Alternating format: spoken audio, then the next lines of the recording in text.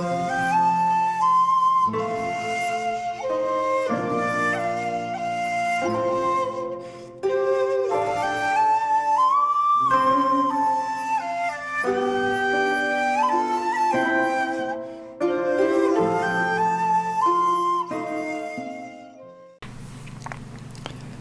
there, this is Solitary Ronin from Solitary Ronin Films, and welcome to an episode of Double Take.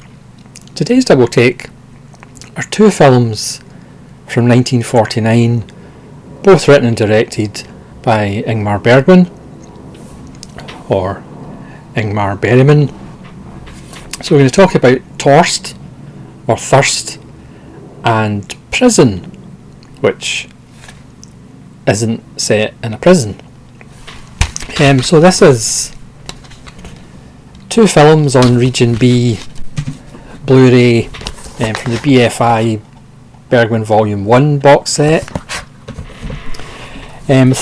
Torst is also on the Criterion Massive Big Bergman set, but Prison is not on this set. So if you want Prison on Blu-ray, it's on the BFI Bergman Volume 1. One of these films, to me, is much better than the other one. But Bergman being the big show-off, these are, as I said, two films made in 1949. So he would usually do some theatre productions, shoot a film, theatre production, shoot a film. He was a workaholic, one of the few people in cinema that you can generally call a genius without hyperbole, I think. So the early Bergman films are kind of fascinating. It's not quite fully fledged Bergman, but all the kind of traits are there. This is before he brought out the big guns, with Von Sydow and Bjornstrand and Thulin and Anderson, both Harriet and Beebe, and Ullman. So both these films star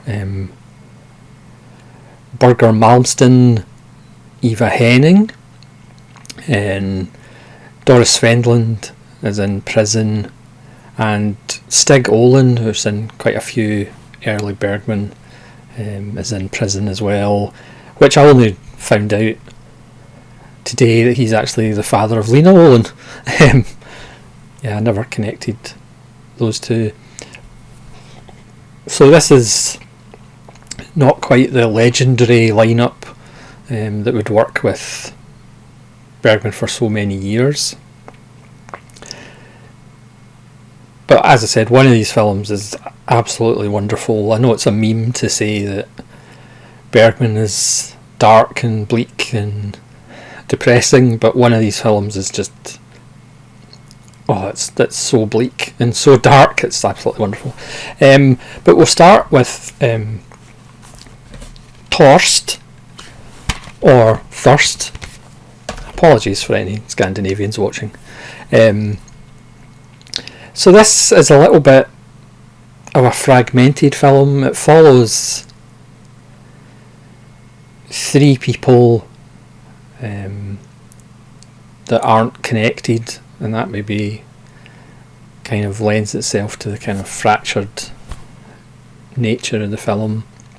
It follows a couple played by Bergen Malmsten and Eva Henning, and it also follows a widow and her journey from an institution after having a breakdown after her husband's death, and her kind of disconnect with the world, and her being not necessarily stalked by her psychiatrist and an obviously lesbian friend. And again, there's no real resolution for her. She's just left to drift in an uncaring and empty world. It's Bergman. These are his early funny films. And the couple, they're kind of disconnected from each other, even although on the surface it looks like they're together, and by the end of the film, in typical Bergman fashion, they go through this soul searching until they somewhat come together in the end. But we see several flashbacks of their previous romances. So for Eva Henning, she's involved with a married man with kids. He's in the army. There's a wonderful shot of him dropping a snake into an anthill. Because that's the thing that I've talked about before about Bergman. You can go to Ronan Nazrin Talks channel. We've done plenty of videos on double bills of Bergman. Everybody knows about Bergman's philosophical discussions in his films and about big issues and existence of God and all that. But people just don't talk about how good Bergman's camera is. That's so underrated. These films are absolutely beautiful. The mise-en-scène, the shot compositions, the lighting in both these films are just stunning. Light coming through windows. So they're both beautiful films from a lighting perspective, composition, and again I think that just gets overshadowed so much by kind of Bergman's big brain, and people kind of skirt over the fact that his films are just so beautifully composed. Again, maybe that's his background in theatre as well, but both of these are just stunning. And going back to Torst, the married man is quite happy to have two women, because he kind of says, every man should have two women, but obviously his wife and with her 3 children aren't too happy about it. And Eva Henning's character goes through the pain of that. We see her attempt at being a ballerina and the kind of suffering and abuse she goes through with that. So you get people who are wanting to be something else, perhaps wanting to be somewhere else with somebody else, and it's really just a maelstrom about relationships. So again, just because of the way I am, if you followed this channel enough, that sort of thing doesn't really interest me that much. And again, because we have this cutting between the two kind of threads of the film, two threads that, as I said, never come together, it does feel like a kind of disjointed film for me. But again, it's just my opinion, and my opinion is not fact, as we've established over the last 6 years. But it's certainly a good film. It's certainly worth watching. As I said, this is the one that's on both box sets. But for me, the absolute standout out of these two is Prison, again from 1949. Again, starring Birger Malmsteen and Eva Henning, with Stig Olin. So this is a really interesting film as far as how it's set up. So we're on a film set, and the film director is approached by his old teacher, who just wanders onto set, who has spent time in an institution, and he's got an idea for a film. So they break for lunch, and the teacher, the actor has a very long face and very theatrical himself, and he talks about the idea that, make a film of the fact that Earth is hell and the devil rules on Earth. There is no hell underground, as some crazy books say, but Earth is actually hell. And this seems like an intriguing idea. So the director meets with his kind of writer collaborator, played by Malmsteen, who's married to Eva Henning, and kind of discusses it, and then Malmsteen's character goes away and brings back a kind of short story or an article he was reading about this prostitute played by Doris Fendland, and we see a kind of, a flashback to him talking to the prostitute, and she is very kind of dismissive of what she does, and she's very chirpy, and she's only 17, so we kind of see this interview taking place, and then it comes back to the scene with the director and the writer, and then we get this wonderful tracking shot through town, and we get a voiceover saying, now we're going to go into the film. The film is called Prison. It's starring these people. It's directed and written by Ingmar Bergman. So it's just like a fun.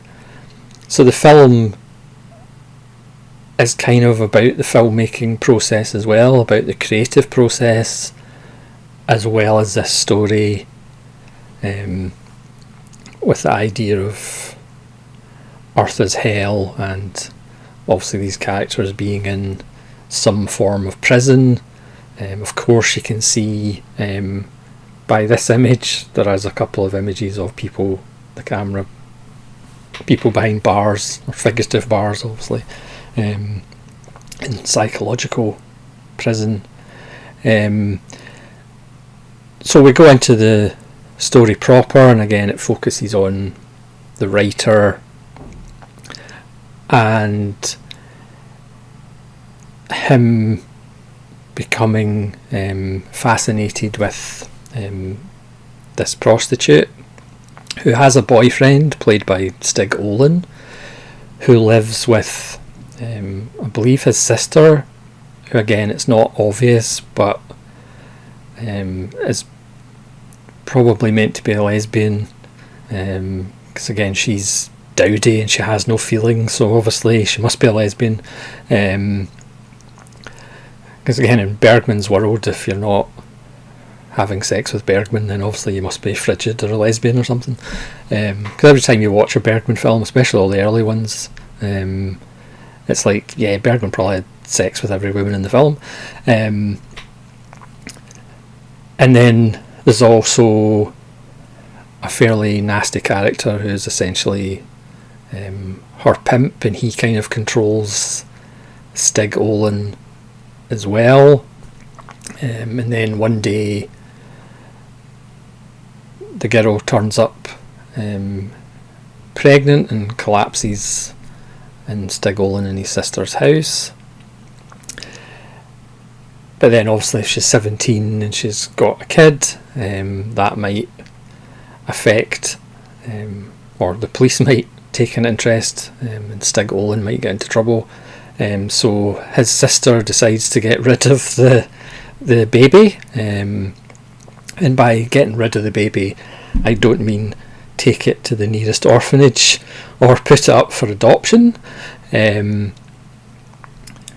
Again, this is, even for Bergman, this is pretty bleak. At one point she says it's like drowning a kitten.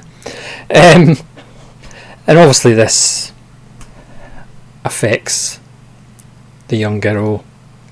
But then she and the writer pretty much disappear together, leaving his wife Eva Henning with the director, and they all kind of cross paths. The film gets darker and darker, but we're always aware of the idea that this is a film being shown to us by the kind of director and writer as well as Bergman. So it's a really fascinating little film. Again, compositionally, it's just stunning. Light coming through windows, it's just absolutely beautiful. There's a wonderfully creepy dream sequence, which obviously Bergman would return to quite often. Again, because Bergman's one of those directors that you could claim he made quite a few horror films, even though he's not a horror film director.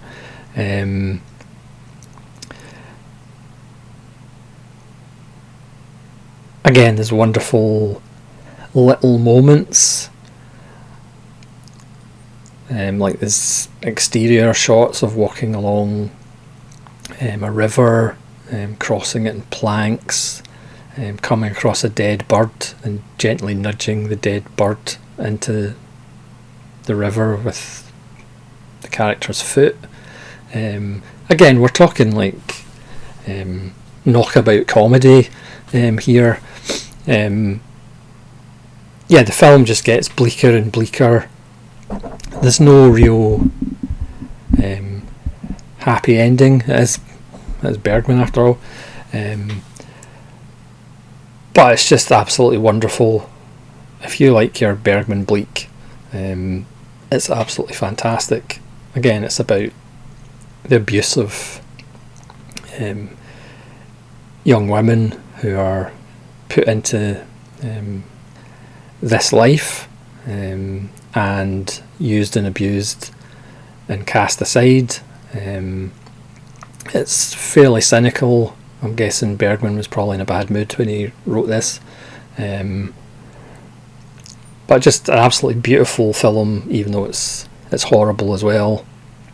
But I would highly recommend Prison. Again, no wardens and searchlights.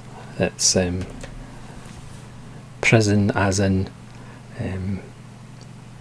hell on earth. And then at the end, the old teacher comes back and asks the director, so you're going to make my film? And of course the director's like, no, it's a nice idea, but it's impossible to make a film of. So you have Bergman, as hard as it is to believe,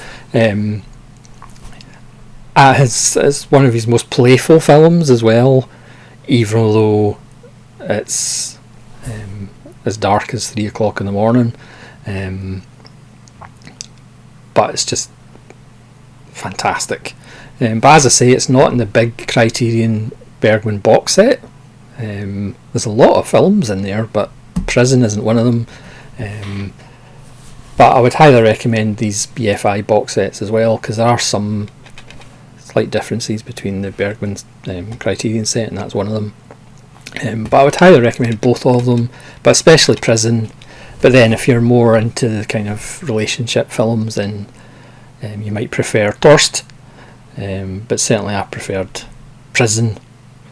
So thanks so much for watching. Please let me know if you've seen Prison and Torst, both made in 1949, because Bergman's just a big show off. So please let me know if you've seen them, what you think of them, and hopefully you'll join me again for more episodes of Double Take. This is Solitude Ronan from Solitude Ronan Films, saying farewell.